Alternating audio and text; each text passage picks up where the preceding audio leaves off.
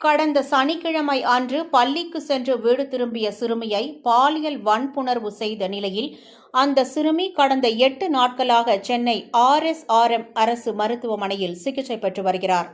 இது தொடர்பாக ஆரம்பாக்கம் காவல் நிலைய போலீசார் வழக்கு பதிவு செய்து அந்த காம கொடூரனை கடந்த 8 நாட்களாக தேடி வருகின்றனர்.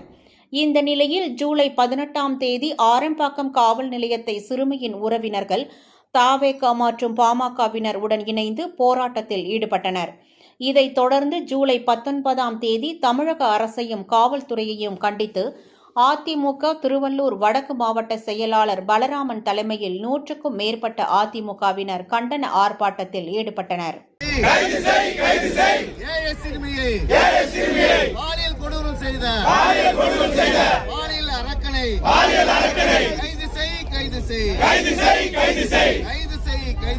செய்